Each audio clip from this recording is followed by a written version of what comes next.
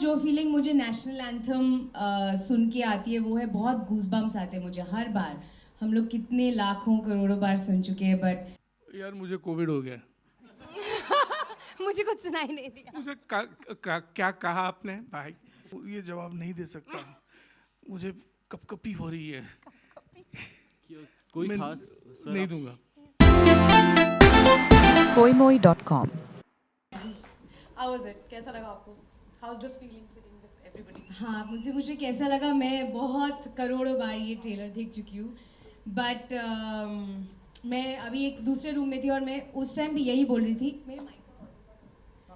मैं उस टाइम भी यही बोल रही थी कि जो फीलिंग मुझे नेशनल एंथम सुन के आती है वो है बहुत गूज़बम्स आते हैं मुझे हर बार। हम लोग कितने लाखों करोड़ों बार सुन चुके हैं but till today it gives me goosebumps जब मैं नेशनल एंथम सुनती हूँ। और ये फिल्म करते हुए मेरी ये फीलिंग रोज़ थी because every day it was about representing your country, playing for your country। वो जो लास्ट शॉट आप देखते हैं जिसमें मैं फ्लैग के साथ घूम रही हूँ वो मेरे लिए सबसे ज़्यादा इमोशनल शॉट था। So I can not tell you, अभी भी मुझे गूज़बम्स हैं इसलिए मैं फुल स्लीव्स पहन के आई हूँ ताकि आपको दिखे नहीं। But I am so nervous but I'm so bloody proud that I got to do this film. And I'm so proud that we are making a biopic on a girl who was world #1 and we are all lucky to witness her and her story in our lives. Like I'm so proud to be a part of it. Amol sir, आपसे मेरा सवाल है। आपने लगभग जैसा कि हमें पता है 2015 में आपने इस फिल्म की शुरुआत की थी, करीब 6 साल का वक्त बीत गया है और लगातार आपकी मेहनत रही है इस पर। श्रद्धा कपूर थी इसमें पहले, उन्होंने करीब 7 से 8 महीनों की मेहनत की थी, लंबा कुछ दिन की शूट भी की थी उन्होंने। और इस तरह की फिल्म बनना, कहा जाए एक डायरेक्टर के लिए, एक्टर के लिए सपना होता है। तो क्या वजह थी, क्या वो बड़ी वजह थी जिसकी वजह से श्रद्धा इस फिल्म से दूर हो गई? क्योंकि कई दिनों की उन्होंने शूटिंग की थी और ऐसी फिल्म से कोई दूर हटना नहीं चाहेगा। क्या कहना चाहेंगे सर? यार मुझे कोविड हो गया। मुझे कुछ सुनाई नहीं दिया। मुझे क्या कहा आपने भाई? नहीं सुनाई दिया। तो पीयूष शाह जी को भी मैं ऊपर बुलाना चाहता हूँ और रंजीत इज द फर्स्ट या अच्छा after the queen. Okay sir या अरे मैं ये जवाब नहीं दे सकता। मुझे कपकपी हो रही है। कोई मैं खास सर नहीं दूंगा।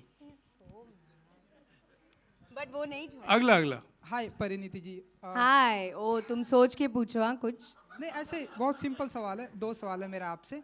पहला ये कि किसी की बायोपिक करने के लिए डिक्टो दिखना जो है बहुत ही ज़रूरी होता है। एक्टिविटीज़ जितना भी हमने देखा, तो जब से टीज़र आया सोशल मीडिया पर ढेरों सारे कमेंट्स चालू हो गए। कुछ एक का आपने रिप्लाई किया, कुछ एक पॉजिटिविटी है, कुछ एक निगेटिविटी है। तो जो ट्रोलर्स है उन्हें कैसे देखती हैं आप, और जिनका कुछ एक का आपने जवाब भी दिया, तो आप अगर बताना चाहें।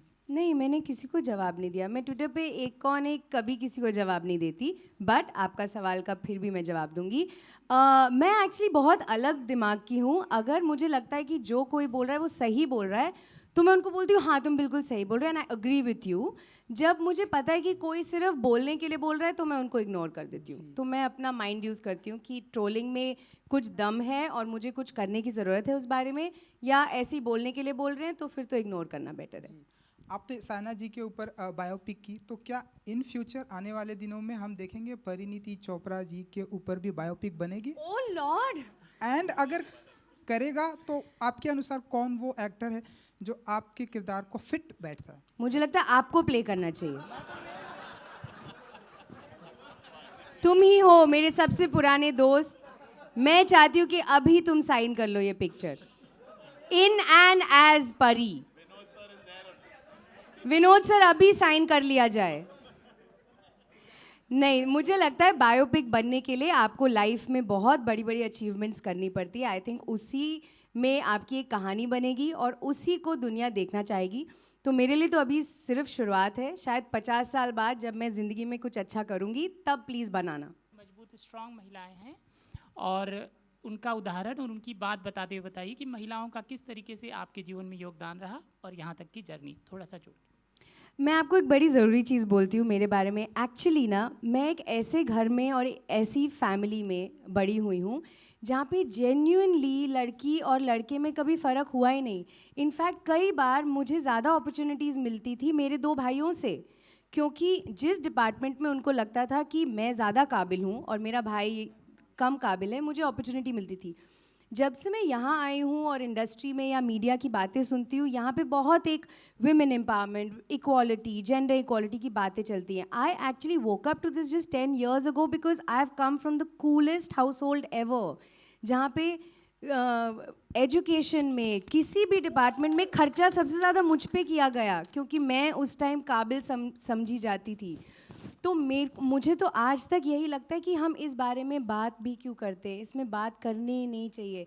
एक इंसान की काबिलियत देखो, उनका जेंडर मत देखो। Happy women's day to you men first and not us.